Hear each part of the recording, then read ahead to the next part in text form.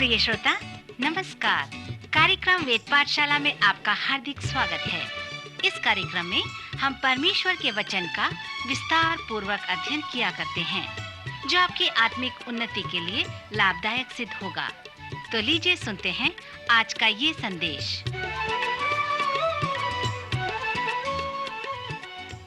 नमस्कार श्रोता मित्र, वेद पाठशाला की अगली कक्षा में आपका स्वागत है। मुझे बड़ी प्रसन्नता है कि आपने इस कक्षा में विद्यार्थी होने का चुनाव किया और पवित्र शास्त्र के सर्वेक्षण की इस कक्षा में भाग लिया है। यदि आप हाल ही में भाग लिए हैं तो जान लें, इस सर्वेक्षण का अध्ययन पवित्र शास्त्र के उत्पत्ति नामक पुस्तक से प्रारंभ होकर वह हमें अब पुराने नियम से नए नियम में पौलुस की पत्रियों तक ले आया है। और प्रायः इस कक्षा के समाप्ति पर हम पौलुस के पत्रियों का सर्वेक्षण समाप्त करेंगे और पौलुस द्वारा लिखे एक सक्रिय पत्री, जो फिलोमन की पत्री के नाम से जाना जाता है, उसका सर्वेक्षण करेंगे। जैसे मैं पौलुस के पत्रियों का सर्वेक्षण को अंत करूं, तो मैं उस क्रम से कुछ विच्छेद होना चाहता हूं, जिसे पवित्र शास्त्र में रखा गया है। पौलुस द्वारा तीमुथियुस को कहे गए अंतिम वचन को बताकर मैं पौलुस के पत्री का सर्वेक्षण समाप्त करूंगा। यह दूसरा तीमुथियुस के नाम से जाना जाता है। और इसके पहले कि हम पौलुस के अंतिम शब्द, जो दूसरे तीमुथियुस है, उसे प्रारंभ करें, मैं चाहता हूं कि हम पौलुस के सबसे छोटी पत्री, जो फिलेमोन की पत्री के नाम से जाना जाता है, उसका सर्वेक्षण करें। फिलेमोन की पत्री बंदीगृह से पत्रियों में से एक चौथी पत्री है। जैसे हम देखेंगे कि दूसरा तीमुथियुस की पत्री भी बंदीगृह से लिखी गई है। इस प्रकार पौलुस की 5 पत्रियां हैं जो जेल खाने से लिखे गए हैं। यद्यपि पौलुस द्वारा लिखा गया फिलेमोन की पत्री उसकी पत्रियों में से सबसे छोटी पत्री है, परंतु प्रायोगिक भाग में यह एक लंबी पत्री है। इस पत्री में जिस पर जोर देकर लिखा गया है वो इस प्रकार है कि फिलेमोन एक धनी, कोमल हृदय का व्यक्ति था, जो कुलुसे में रहता था। कुलुसे की कलीसिया, जहां एक साथ मिलकर आराधना करते थे, वह इस फिलेमोन धनी व्यक्ति का घर था। उसके पास एक दास था जिसका नाम उनेस्मुस था। उनेस्मुस नाम का अर्थ है लाभदायक या उपयोगी। प्रायः उसे यह नाम इसलिए दिया गया था क्योंकि वह एक उपयोगी दास था। प्रायः उनेस्मुस अपने स्वामी फिलेमोन के यहाँ से कुछ रुपया चुराकर उसके यहाँ से भाग गया था। इसके बाद उनेस्मुस एक भगोड़ा दास व चोर बन गया, परंतु रोम के शहर में उसकी भेंट पौलुस से होती है और विशेष करके उस जेल खाने में होती है जहाँ पर पौलुस भी कैद था। पर उस स्थान पर पौलुस ने उनेस्मुस को मसीही विश्वास में लाता है। रोम के जेल खाने में उनेस्मुस का नया जन्म होता है। वह अपने पापों से मन फिराता है। मन फिराने का अर्थ है दूसरों से अलग प्रकार का जीवन व्यतीत करना।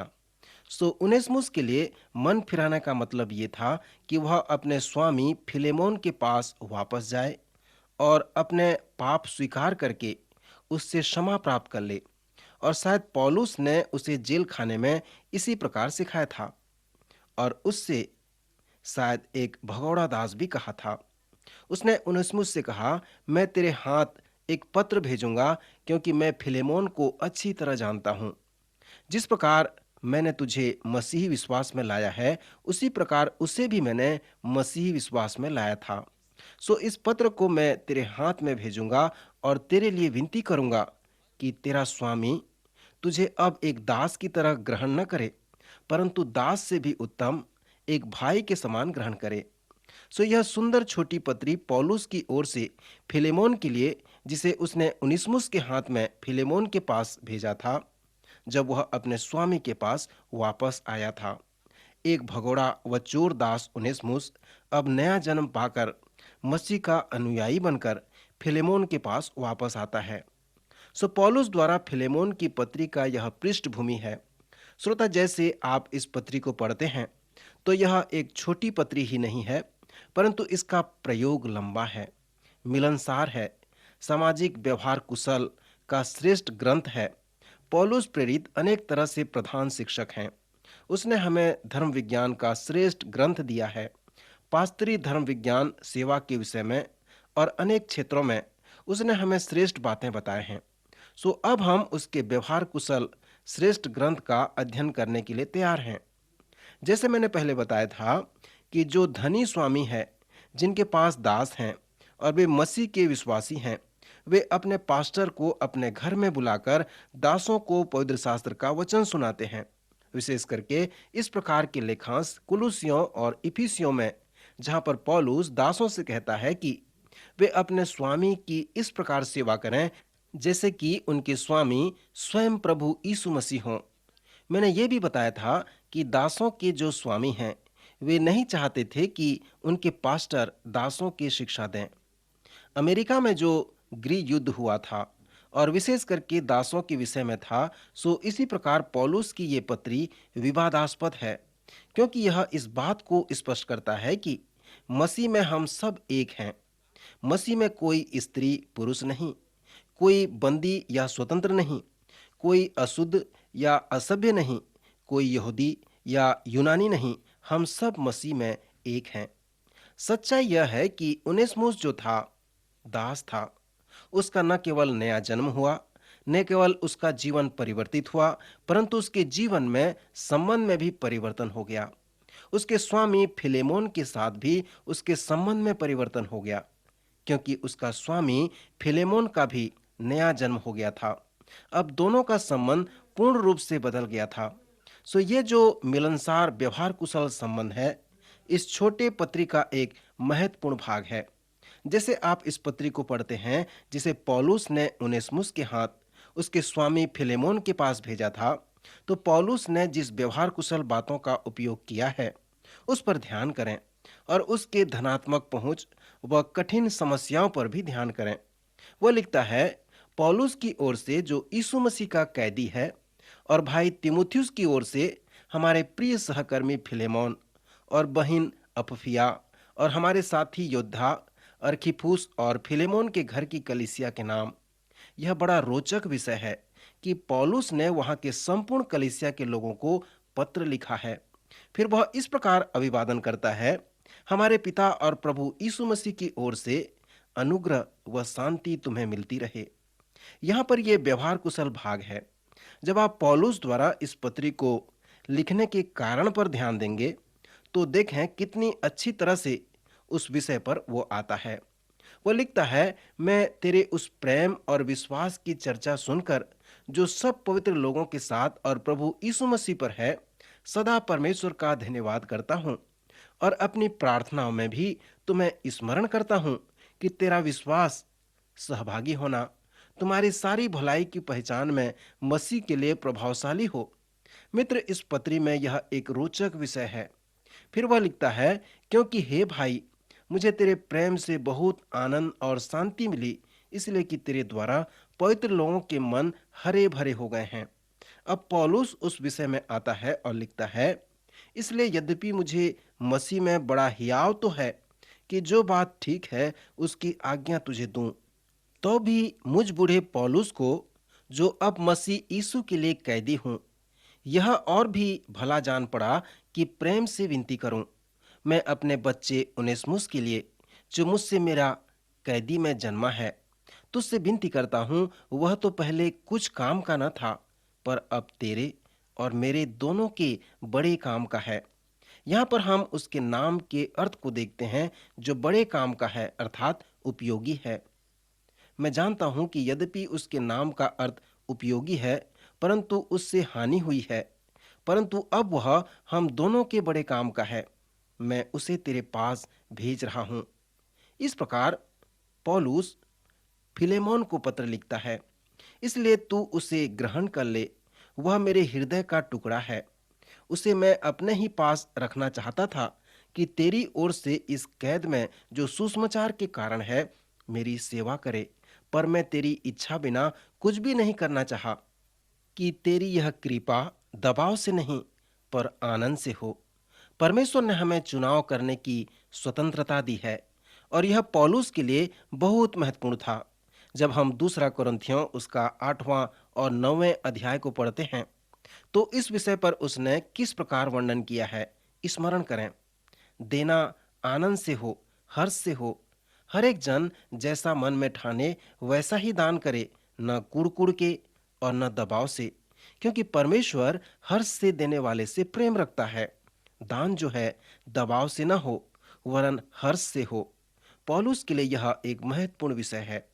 फिर आगे फिलेमोन को पौलुस लिखता है, क्योंकि क्या जाने वह तुझसे कुछ दिन तक के लिए इसी कारण अलग हुआ कि सदैव वह तेरे निकट में रहे, परंतु अब से दास के समान नहीं, वरन दास से भी उत्तम अर्थात भाई के समान रहे, जो शरीर में भी और विशेषकर प्रभु में भी मेरा प्रिय हो।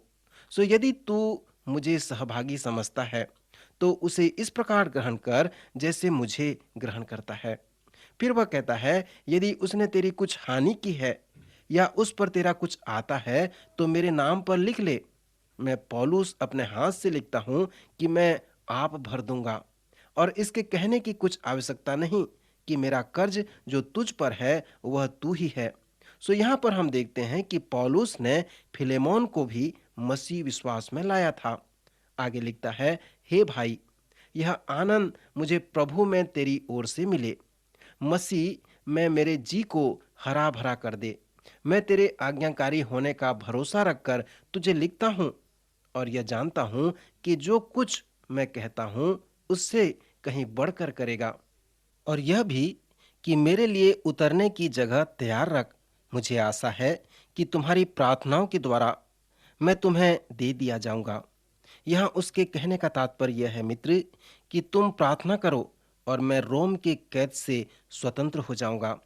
फिर वह कहता है, इपफ्रास जो मसीह यीशु में मेरे साथ कैदी है, और मरकुस और अर्खिपुस और देमास और लूका जो मेरा सहकर्मी है, इनका तुझे नमस्कार। हमारे प्रभु यीशु मसीह का अनुग्रह तुम्हारी आत्मा पर होता रहे। आमीन। सो यह पौलुस के द्वारा धनाढ्य फिलेमोन को पत्र है। इस पत्री का जो केंद्र है, जिसमें पौलुस फिलेमोन और हमसे इस प्रयोग द्वारा कहता है, यीशु मसीह मनुष्य के जीवन को बदलता है, और जब वह ऐसा करता है तब वह उनके साथ एक दूसरे के संबंध को भी बदल देता है। मित्र, जैसे आप इस पत्री को पढ़ते हैं तो इस प्रयोग के विषय में विचार करें कि यीशु मसीह ने पौलुस के जीवन को किस प्रकार बदल दिया। पौलुस एक फरीसी था, रब्बी था। वह कलीसिया के लोगों को सता रहा था, उन पर उपद्रव करता था। ध्यान करें कैसे यीशु मसीह ने उसे बदल दिया, उसे नया जन्म दिया। उन दिनों में यहूदी व गैर यहूदी का संबंध नहीं था। यहूदी उनके पास नहीं जाया करते थे। सो यदि मसीह पौलुस व फिलेमोन को नहीं बदलता, तो पौलुस फिलेमोन के साथ कैसे संबंध रखता? उनेसिमुस के साथ जो भगोड़ा व चोर था, कैसे व्यवहार करता? मित्र, विचार करें। अनेक वर्ष पहले एक व्यावसायिक अधिकारी के साथ मैं नाश्ता किया, जिसके पास अनेक समस्याएं थीं। मुझे शंका हुआ कि उसे अल्सर की बीमारी थी, क्योंकि वह मेज पर परेशान था। सो मैंने उससे पूछा, क्या आपके पास अनेक समस्याएं हैं? वह मेरे ओर देखकर कहा, क्या ये परेशानी मुझ में ही है या और लोगों के जीवन का भी केंद्र हो सकता है? मैं सोचता हूँ फिलेमोन के लिए पौलुस की पत्री एक सक्रिय पत्री है, क्योंकि आज हमारे पास जो बड़ी समस्या है वह मनुष्य प्राणी का संबंध है। और इस पत्री का जो सक्रिय प्रयोग है वो इस प्रकार है, मनुष्य संबंध के साथ हमारी जो समस्या है उसका समाधान केवल यीशु मसीह है, क्योंकि यीशु मसीह ही मनुष्य प्राणी के जीवन को बदल सकता है। इसलिए यीशु ही हमारे समस्याओं का एकमात्र समाधान व हल हो सकता है। हमारे व्यक्तिगत संबंध की समस्या का केवल यीशु ही एकमात्र हल है। जब यीशु ने इस प्रकार कहा तो उनका मतलब ये था, उसने कहा, तुम्हें नए सिरे से जन्म लेना अवश्य है, क्योंकि जो शरीर से जन्मा है वह शरीर है। जब पवित्र शास्त्र शरीर शब्द का उपयोग करता है तो इसका क्या मतलब है? मनुष्य का स्वभाव परमेश्वर के बिना सहायता के द्वारा। शरीर केवल जो जन्म दे सकता है, और जब तक उसमें आत्मिक जन्म न हो तो शरीर शरीर ही है। सो नए जन्म के विषय में यीशु ने जो सिखाया है वो मनुष्य के लिए एकमात्र हल है, और मनुष्य के पास आज जो संबंध है उसका भी एकमात्र हल प्रभु यीशु मसीह है। सो पौलुस द्वारा लिखे फिलेमोन की पत्री के लिए यह एक सक्रिय प्रयोग है। श्रोता मित्र, जैसे आप इस पत्री को पढ़ते हैं और प्रयोग करते हैं जिन्हें आप लागू कर सकते हैं, अनेक लोग विश्वास करते हैं कि यह पत्री सांकेतिक से भरा हुआ है।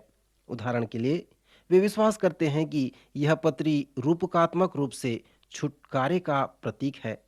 क्या आप छुटकारे के संकल्प या विचार को स्मरण करते हैं? जब हम पुराने नियम का सर्वेक्षण कर रहे थे तब हमने इसका वर्णन किया था, विशेष करके व्यवस्था की पुस्तक व रूत की पुस्तक में। किसी को छुड़ाने का अर्थ है उसे वापस खरीद लेना और वापस ले लेना। यदि आप कुछ खो देते हैं और फिर उसे प्राप्त करते हैं तो आप ये अनुभव करते हैं यह बहुत ही उपयोगी है, क्योंकि आपने उसे खोया था पर अब प्राप्त कर लिया है। सो जब पौलुस फिलेमोन को लिखता है तो इस प्रकार विचार वह लिखता है, शायद तूने उनेस्मुस को जो तेरा दास है इसलिए कुछ समय के लिए खो दिया था ताकि उसे फिर से भलाई के लिए प्राप्त करे। कुछ कहते हैं कि यह छुटकारे का अच्छा छवि है, क्योंकि संपूर्ण मानव जाति में ऐसा ही होता है। परमेश्वर कुछ समय के लिए हमें खो दिया है ताकि वह यीशु मसीह के क्रूस पर बलिदान के द्वारा फिर से हमें प्राप्त कर सके। क्रूस पर यीशु मसीह का वो लहू, वो कीमत है जो चुकाया गया है ताकि परमेश्वर उस कीमत के द्वारा हमें खरीद सके और अपने पास ला सके। पवित्र शास्त्र इसे छुटकारा कहता है। यह उसका भी छवि है जो हमारे बच्चों के साथ होता है। कभी कभी हम माता पिता होने के कारण अपने बच्चों को कुछ समय के लिए खो देते हैं। किशोर अवस्था में उनके लिए ऐसे समय आते हैं कि वे मार्ग से भटक जाते हैं। इसलिए पवित्र शास्त्र कहता है कि हम उन्हें इस प्रकार की शिक्षा दें कि जब जवान हों तो उसी मार्ग में चलें जो उन्हें शिक्षा मिली है। हमें चाहिए कि हम अपने बच्चों को सही शिक्षा दें ताकि जब वे बड़े हों तो जवानी में वे गलत मार्ग न लें पर सही मार्ग में चलें, ताकि हमें उन्हें खोना न पड़े। यदि वे कुछ समय के लिए अपने मार्ग से बहक भी जाते हैं तब भी हमें उन्हें सिखाना है, शिक्षा देना है, ताकि वे उनेसिमुस के जैसे विश्वास में आगे आएं और वे पुनः आपके पास वापस आ सकें। सो इस प्रकार आप पौलुस द्वारा फिलेमोन को लिखे पत्री में अनेक प्रयोग को देख सकते हैं। कुछ लोग विश्वास करते हैं कि यह पत्री हमें पवित्रीकरण के विषय में बताती है, क्योंकि पौलुस ने उनेसिमुस के विषय फिलेमोन से कहा है।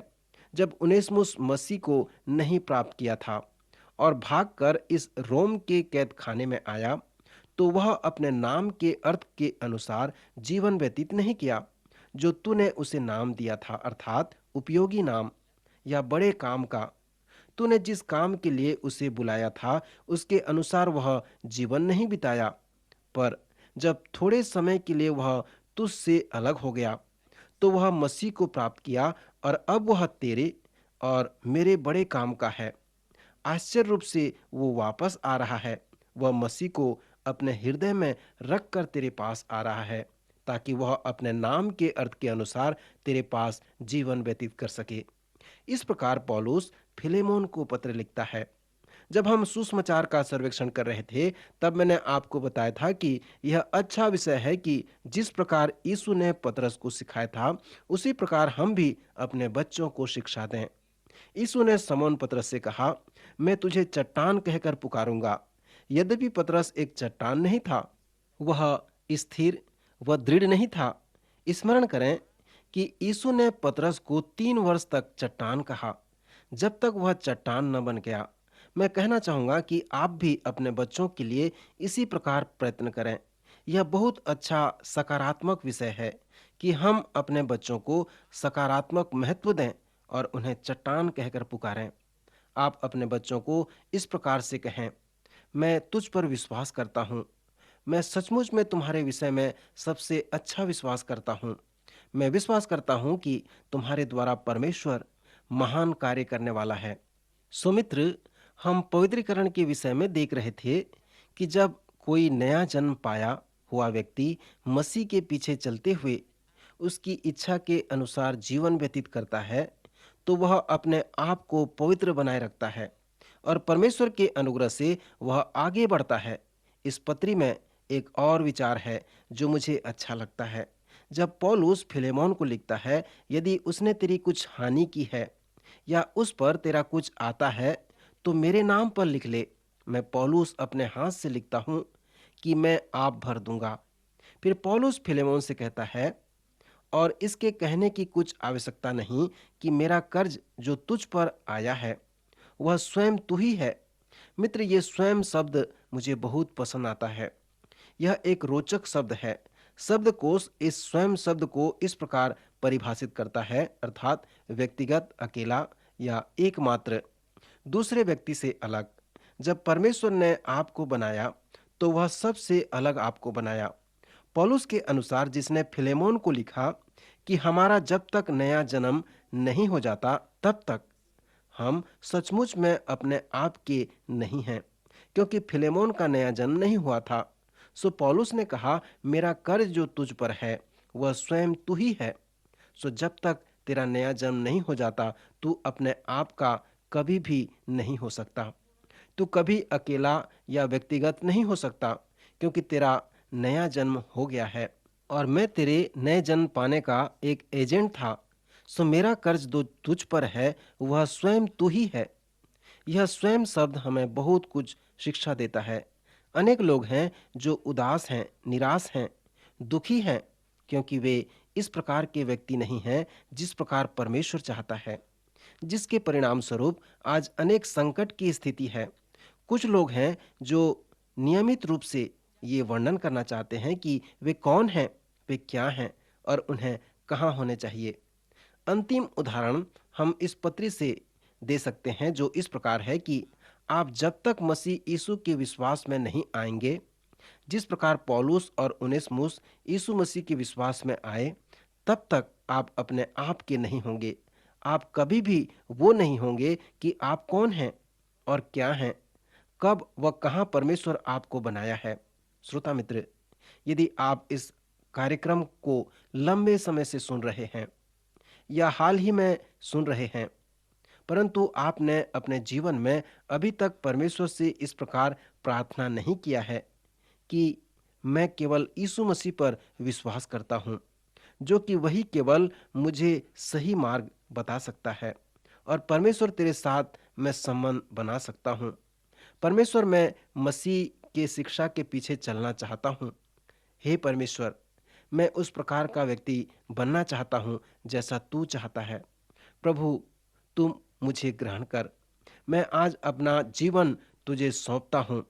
श्रोता, यदि आपने इस प्रकार की प्रार्थना की है तो हमें पत्र लिखें। हमारे पास कुछ साहित्य हैं जो मसीह में बढ़ने के लिए आपकी सहायता कर सकते हैं। यदि आप इस साहित्य को पढ़ेंगे तो आप नए जीवन को प्राप्त कर परमेश्वर में आगे बढ़ सकते हैं। आइए इस समय हम प्रार्थना में जाएं। प्रभु से हम प्रार्थना करें। हमारे स्वर्गीय पिता परमेश्वर, आज के सुंदर वचन के लिए प्रभु हम आपका धन्यवाद करते हैं। हम धन्यवाद देते हैं पौलुस के जीवन के लिए, हम धन्यवाद देते हैं उनेसिमुस के जीवन के लिए, हम धन्यवाद देते हैं फिलेमोन के जीवन के लिए। प्यारे प्रभु, आप किस प्रकार जीवन को बदलते हैं हमने इनके जीवन से देखा है, हमने सीखा है। प्रभु, हम चाहते हैं कि हमारे प्रियों का भी जीवन बदल जाए। प्रभु, सहायता करें कि हर एक का जीवन यीशु मसीह में बदल जाए। हर एक लोग तेरे वचन के ऊपर विश्वास कर सके, उसके अनुसार अपने जीवन को आगे बढ़ा सके। प्रभु, प्रार्थना करते हैं सभी श्रोताओं के लिए जो तेरे वचन को सुनते हैं।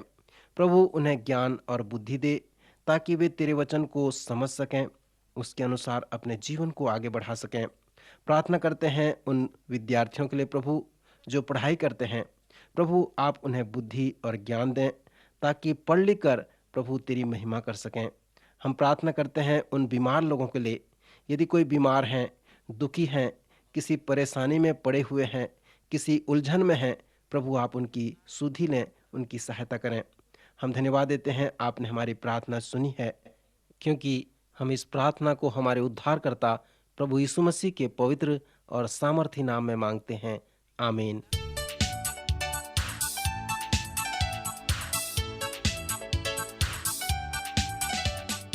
आज का कार्यक्रम सुनने के लिए हम आपको धन्यवाद देते हैं। श्रोताओ, आत्मिक विषय से संबंधित कोई सवाल आपके मन में है तो आप अपने सवालों का जवाब इस पते पर प्राप्त कर सकते हैं। हमारा पता है कार्यक्रम Ved Pathshala, radio Vishwavani, post box number 317, Lucknow 226001, Uttar Pradesh. पता एक बार फिर सुन लीजिए। कार्यक्रम Ved Pathshala, radio Vishwavani, post box number 317, Lucknow 226001, Uttar Pradesh. और हाँ श्रोता, आप हमसे ईमेल के द्वारा भी संपर्क कर सकते हैं। हमारी ईमेल आईडी है hindiembassy@radio.vv.org, hindiembassy@radio.vv.org। अब हमारे कार्यक्रम का समय यहीं पर समाप्त होता है। अगले कार्यक्रम में आपसे फिर भेंट होगी। तब तक के लिए हमें आज्ञा दीजिए। नमस्कार।